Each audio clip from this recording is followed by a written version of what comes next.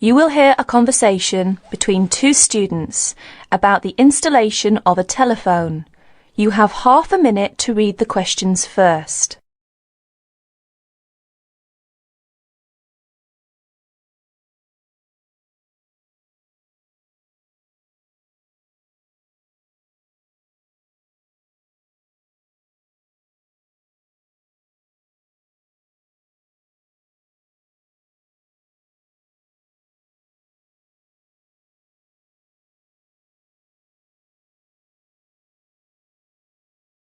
Now listen to the conversation carefully and answer questions 1 to 10. I buy a new telephone. You read the instructions and I will install it, right? Sure. First, push the battery door outward to open and then insert 2 batteries, size AAA. Make sure they are following the polarity directions indicated inside the battery compartment. Finally, close the battery door. This is the first step. Now, let's come to the second step, adjusting time. Press time key first, then press MRC key more than 1 second to enter the time, adjusting state. Have you seen the second digit flashing now? Yes, it is flashing now. So let's go on. Press MRC key again to adjust minute, hour, date. Have you finished? Yes, all the digits have been flashing successively. Now it comes to adjusting alarm. Press alarm key to enter the 3 states of A1, A2, A3. Pay attention to the 2 keys in the corner on the right hand. They are the keys to lock and unlock the alarm respectively. Press MRC key to enter the adjusting procedure.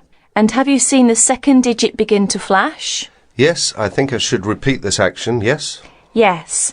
Press MRC key again to adjust minute and the on-off of the alarm. By now you own a phone at the same time with a clock that can wake you up in the early morning. That is the end of part 1. You now have half a minute to check your answers.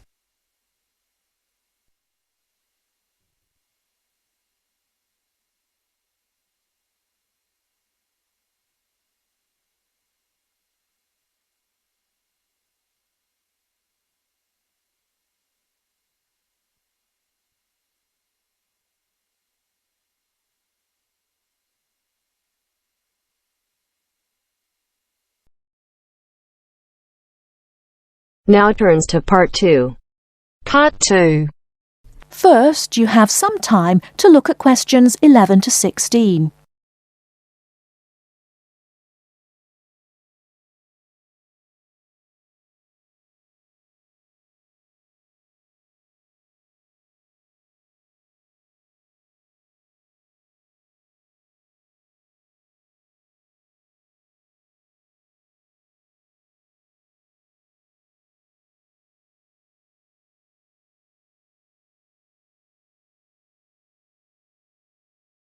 Now, listen carefully and answer questions 11 to 16. Hi, Joanna. What's the matter? You look a bit depressed. Hi, Kamal. I've just been reading this article in the newspaper about how difficult it is for sociology students to get a job after they graduate. They always want people with work experience. How do you get work experience if they won't give you a job? It's an impossible situation. Yes, I know. It's a real problem. And the article says that some people spend a year or more living at home, doing unpaid voluntary work just to get something to put on their CVs. Really boring stuff like photocopying and addressing envelopes. I don't want to do anything like that. I want a real job. It's the elections for the Students' Union committee posts next month here at the university. All the positions are up for election. Academic officer, sports officer... What's your point? And the position of Equal Opportunities Officer is coming up for election. I'm still not sure what you're getting at. Why don't you stand for it? The post starts in June. You're well known at the university, and I think you would be good at it. Equal Opportunities Officer? That sounds great. Isn't that the Students' Union Officer who promotes equality within the university? Yes, that's right.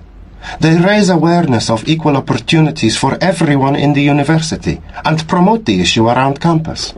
I'd love to do something for women on campus, but what about my studies? It's a paid sabbatical post. Sabbatical? Yes.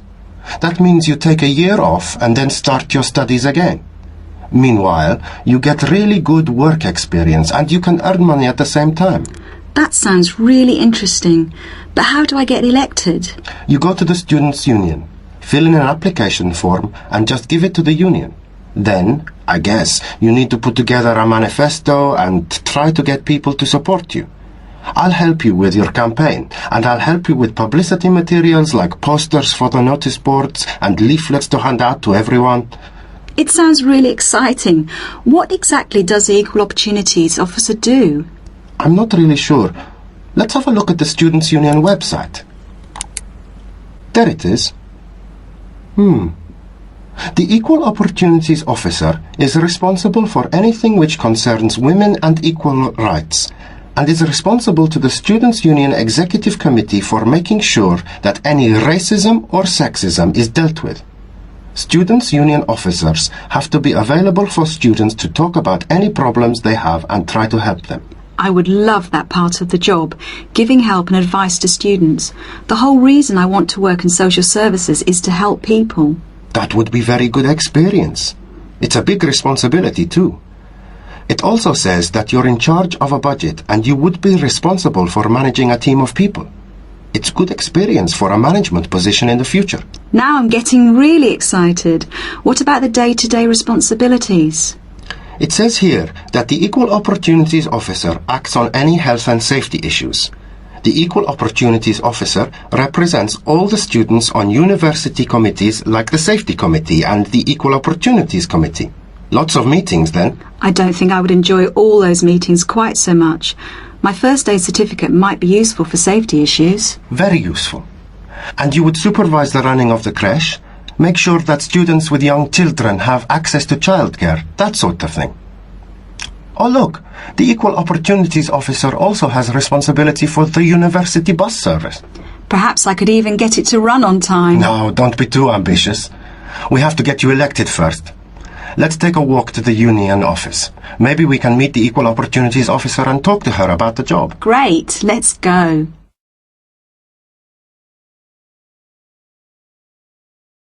Before you hear the rest of the talk, you have some time to look at questions 17 to 20.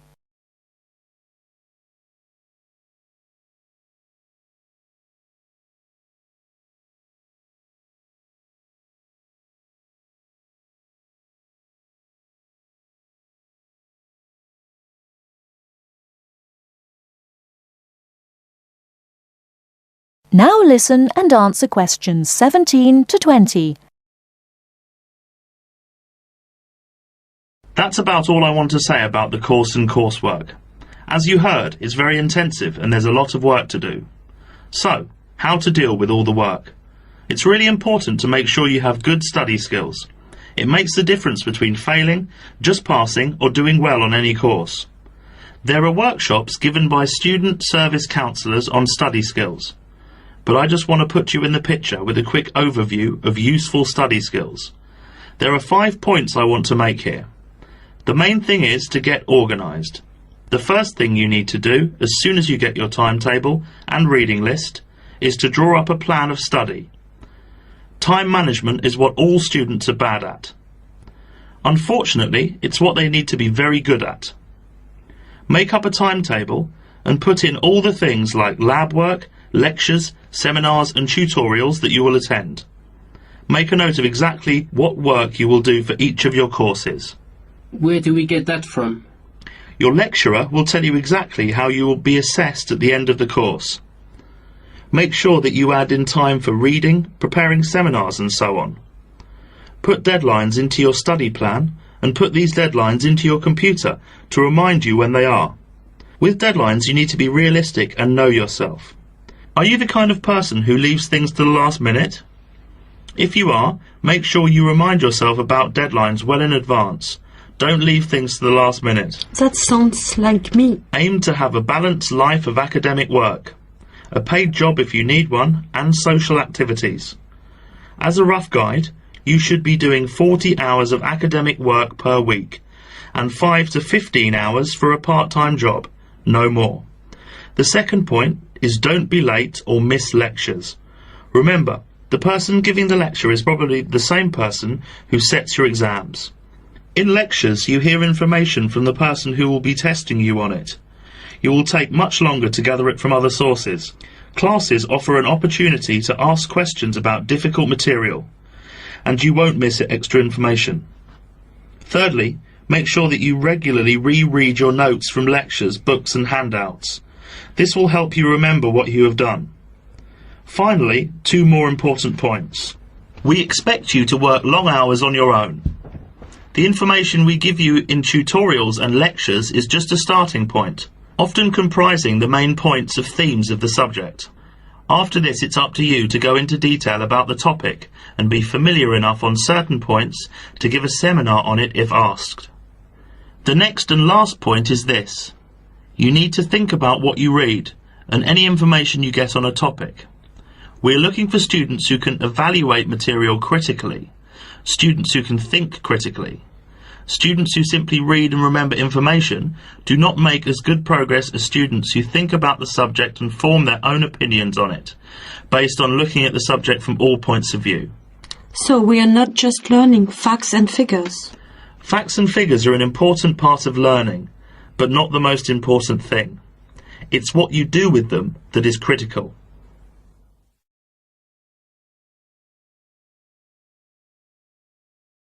That is the end of part 2. You now have half a minute to check your answers.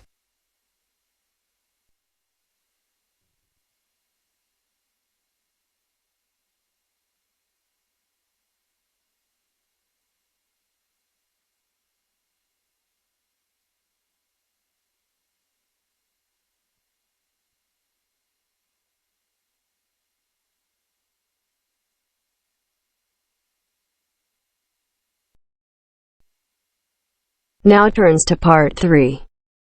Part 3. You will hear an interview with Professor Green from a local university which enrolls a large number of overseas students in its courses. He is talking to Indra, a student representative, about the importance of attending lectures. First, you have some time to look at questions 21 to 24.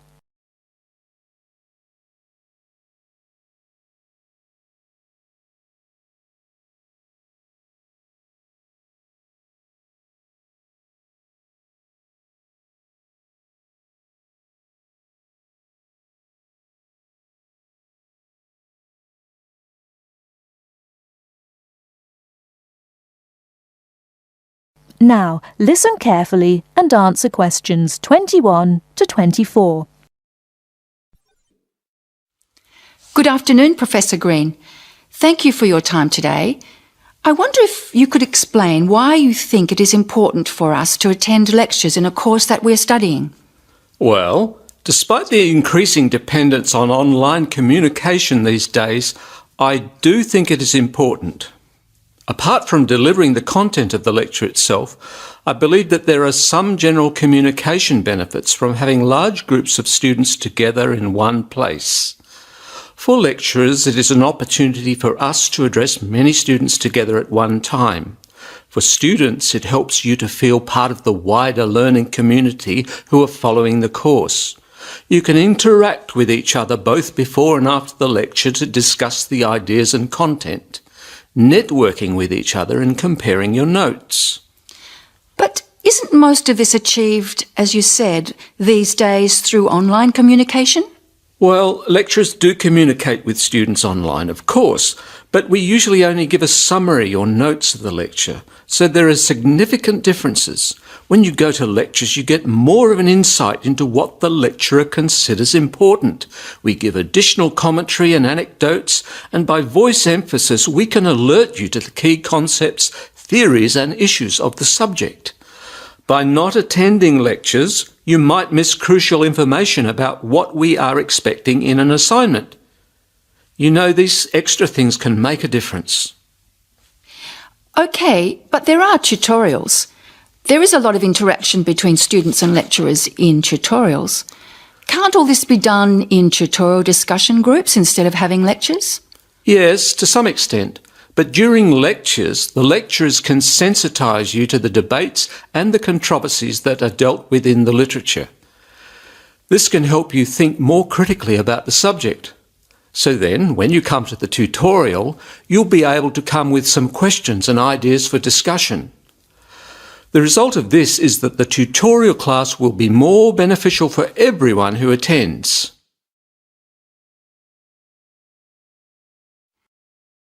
Before you hear the rest of the talk, you have some time to look at questions 25 to 30.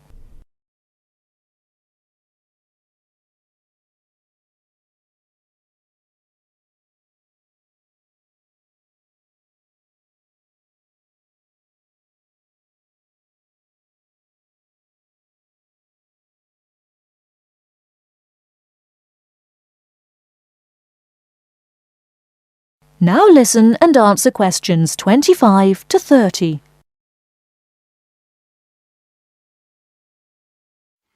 I see your point. However, surely this also depends on whether students are able to understand and follow the lecture well. What strategies do you recommend to help students get the most out of lectures? I would say that first of all, it is important to do some pre-reading. By doing this, you get an orientation to the topic. You'll become familiar with the key terms and you'll be able to follow the lecture points more easily. I also think it is good to arrive early to collect handouts and to find a seat where it is easy to see and hear what is going on. Then, importantly, during the lecture itself, you need to be attentive. I know from experience that it is often difficult to be attentive. What can students do to improve their attentiveness during the lecture? I think that there are two keys to following a lecture successfully: using the visual cues and using active listening techniques. By maintaining eye contact with the lecturer and following how the lecturer makes use of the slides, whiteboard and so on, you are using the lecturer's visual cues, which help make the structure of the information clear and give you a sense of what's important. Then, using active listening techniques will also help you to process the information. What do you mean by active listening techniques? Well, you need to pay attention to the methods the lecturer uses to highlight important information. As I said before, in the spoken language of a lecture, we get the benefit of things such as stress and intonation, use of examples and anecdotes, as well as the language signals used to show relationships between ideas. Yes, I see what you mean. These things will be missing in written summaries. And what about taking notes? Does that help? Taking notes helps you to concentrate, so I would certainly advise you to do that. It's difficult to listen and write good notes at the same time, so it does take some training. Yes, taking notes needs a lot of practice, I've found. Do you have any other advice? Well, I can't finish without stressing the importance of formulating questions while you are listening. During the lecture, you should ask yourself questions about the content of the lecture and the points you are following. Ask questions like, what are the benefits or problems? What other examples are there? How does it work? Why does this happen? This will keep you focused and actively engaged in the content of the lecture. Professor Green, thank you very much for your valuable tips and your time today. You are very welcome. That is the end of part 3. You now have half a minute to check your answers.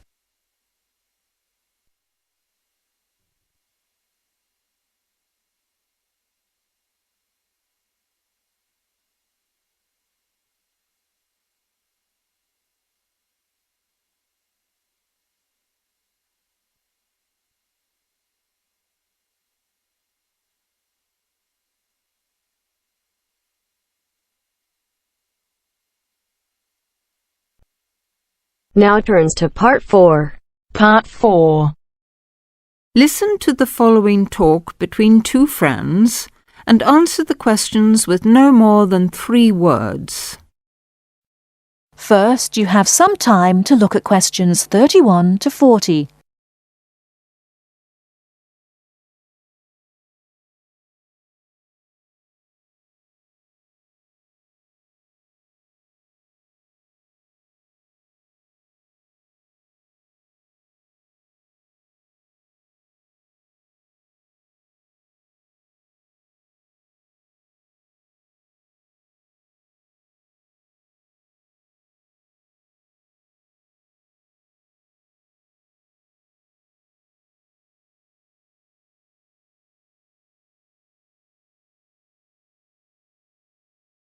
Now listen carefully and answer questions 31 to 40. Do you know what, Tom? It won't be long before we'll all be travelling to space in a cable car. A cable car? What do you mean? A sort of skylift? Well, yes, I suppose so. You must be joking. Where on earth did you get that idea from? Oh, I've just been reading it in a book called Apes to Astronauts by Adrian Berry. He's the science correspondent of the Daily Telegraph, so he should know what he's talking about. He says, wait a minute, I've got it here, page 28. A cable car to the heavens. Oh, honestly, Jane, you surely don't believe all that stuff you read in those sci-fi books? It's not science fiction, it's a fact. Hang on, I'll read you what he says. The space writer Arthur C. Clarke, to whose inspiration we owe the communications satellite, recently outlined a proposal for a new means of space travel, which, he admitted, is so outrageous that many of you may consider it not even science fiction, but pure fantasy. Shall I go on? No, just tell me how he thinks it could be done. Well, it sounds quite simple, really. One end of a cable, 23,000 miles long. How long? 23,000 miles. Do listen. One end of a cable, 23,000 miles long, would be attached to a point on the Earth's equator, and the other to a satellite in geostationary orbit. So? The cable would be absolutely tight between the 2 points, and the elevator would travel up and down, carrying people and freight. According to Arthur Clarke, it's the only way to travel in space without using rocket engines, which would make it much more economical.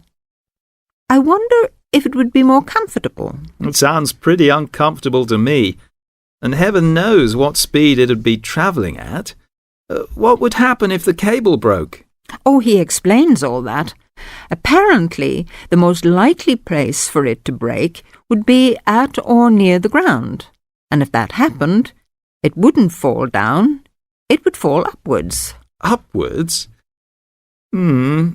Yes, I suppose it would. Yes. Sounds funny, doesn't it? Something falling upwards. Anyway, it wouldn't matter too much either if the cable broke away from the high end. It'd remain rigid until it could be reattached to the satellite. I don't quite see why. Well, it would be the pull of gravity from above. Anyway, who'd want to be stuck in an elevator attached to a rigid cable thousands of miles up in space? I suppose he doesn't say what would happen if it broke in the middle. Actually, he does. He says it would be dangerous if the break occurred at any altitude up to 15,000 miles, because the bit attached to the Earth would... what does he say? Oh, yes. Collapse and wrap itself around the equator like a whiplash. Whiplash? You know, the long bit of cord or leather on a whip. Anyway, even that would only be really catastrophic if the cable was made of steel or some other metal. Metals are much too heavy. The cable would have to be made of some material capable of suspension without snapping. But I thought you said the cable would be 23,000 miles long.